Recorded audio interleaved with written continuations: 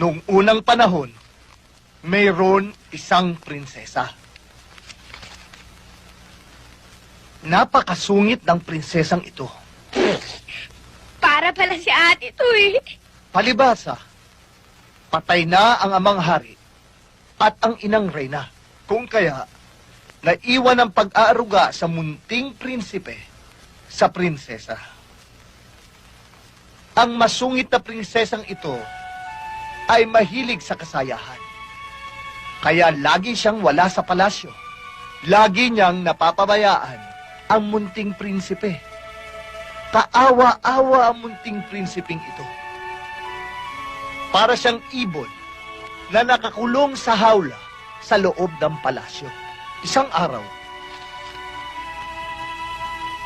nagulat na lamang ang masungit na prinsesa at nawawala ang munting prinsipe.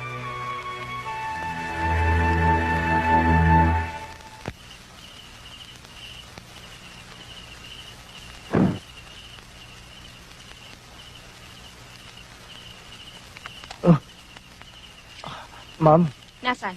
ah, Nasaan yung kwentong binabasa mo kay Mark, ha? Ah. Bakit? Wala naman dito yun, ah. wala naman kasi dyan yan eh. Wala. Pwes, nag-iimbento ka ng kwento, ganon. Ha? Kasi Ako ba yung prinsesang masungit? Pinariringgan mo ba ako? hindi ho, ma'am. Kasi ano ho eh. O ano? Kasi ano?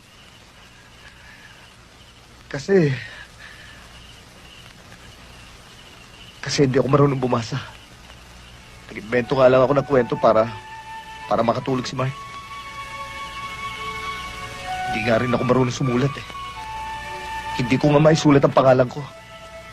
Kung nainsulto kita, patawarin mo ako. Bukas, pag-gising ni Mark, pakisabi nilis na ako. Bakit po kayo aalis?